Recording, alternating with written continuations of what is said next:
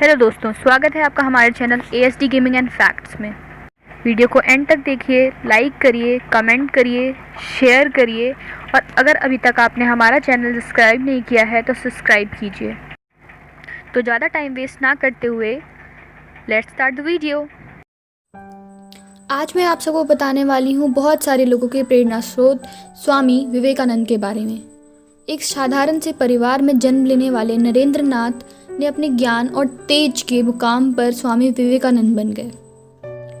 अपने कार्यों के द्वारा उन्होंने पूरे विश्व में भारत का नाम रोशन कर दिया। इसी कारण से आज के समय में बहुत सारे लोग उन्हें अपना प्रेरणा स्रोत मानते हैं, अपना आइडल मानते हैं। स्वामी विवेकानंद का जन्म 12 जनवरी 1863 को कोलकाता के मकर संक्रांति त्यौहार के अवसर पर एक बंगाली परिवार में हुआ था। स्वामी विवेकानंद का बचपन का नाम नरेंद्र नाथ दत्त था। वह अपने माता पिता के 9 बच्चों में से एक थे। उनके पिता विश्वनाथ दत्त कलकत्ता के उच्च न्यायालय में वकील थे और माता भुवनेश्वरी देवी धार्मिक महिला थी। वह पिता के तर्कसंगत मन और माता के धार्मिक स्वभाव वाले वातावरण में अंतर्गत सबसे प्रभावशाली व्यक्ति में विकसित हुए। वो बचपन से ही आध्यात्मिक व्यक्ति थे और हिंदू भगवान की मूर्ति के सामने ध्यान किया करते थे। वो अपने समय के घूमने वाले सन्यासियों और भिक्षुओं से प्रभावित थे। वह बचपन में बहुत शरारती थे और अपने माता पिता के नियंत्रण के बाहर थे। वो अपनी माता के द्वारा भूत कहे जाते थे। उनके एक कथन के अनुसार, मैंने भगवान शिव से एक पुत्र के लिए प्रार्थना की थी और उन्होंने मुझे अपने भूतों में से एक भेज दिया। उन्हें 1871 में अध्ययन के लिए चंद्र विद्यासागर महानगर संस्था और 1879 में प्रेसिडेंसी कॉलेज में दाखिल कराया गया। वह सामाजिक विज्ञान, दर्शन, इतिहास, धर्म, कला और साहित्य जैसे विषयों में बहुत अच्छे थे। उन्हें पश्चिमी तर्क, यूरोपीय इतिहास, पश्चिमी दर्शन, संस्कृत शास्त्रों और बंगाली साहित्य का अध्ययन किया। स्वामी विवेकानंद के विचार।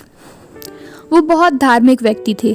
हिंदू शास्त्रों यानी कि वेद, रामायण, भगवद गीता, महाभारत, उपनिषद, पुराण आदि में रुचि रखते थे। वह भारतीय शास्त्रीय संगीत, खेल, शारीरिक व्यायाम और अन्य क्रियाओं में भी रुचि रखते थे। उन्हें विलियम हेस्टेट के द्वारा नरेंद्र वास्तव में एक प्रभावशाली हैं कहा गया था।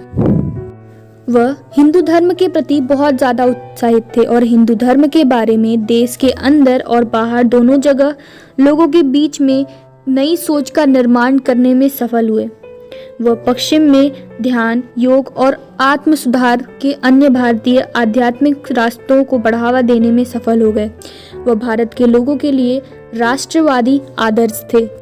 उन्होंने राष्ट्रवादी विचारों के माध्यम से कई भारतीय नेताओं को अपनी ओर आकर्षित किया। भारत की आध्यात्मिक जागृति के लिए श्री अरविंद ने उनकी प्रशंसा की। महान हिंदू सुधारक के रूप में जिन्होंने हिंदू धर्म को बढ़ावा दिया, महात्मा गांधी ने भी उनकी प्रशंसा की। उनके विचार ने लोगों को हिंदू धर्म का सही अर्थ समझाने का कार्य किया। वेदांतों के लिए हिंदू आध्यात्म के प्रति पाश्चात्य जगत के नजरिए को भी बदला। उनके इन्हीं कार्यों के लिए चक्रवर्ती राजगोपालाचारी, जो कि भारत के प्रथम गवर्नर जनरल थे, उन्होंने कहा कि स्वामी विवेकानंद भी वह व्यक्ति हैं जिन्होंने हिंदू धर्म तथा भारत को बचाया था।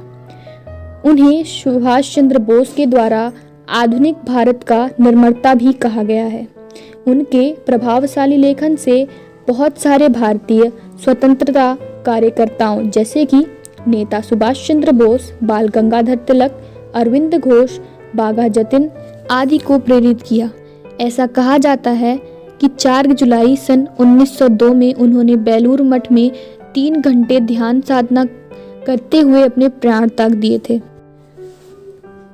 उनके जीवन में तमाम विपत्तियां थी, उसके बावजूद भी स्वामी विवेकानंद कभी सत्य के मार्ग से नहीं हटे और जीवन भर लोगों को ज्ञान देने का कार्य किया। अपने इन्हीं विचारों से उन्होंने पूरे विश्व को प्रभावित किया तथा भारत और हिंदुत्व के नाम को रोशन करने का कार्य किया।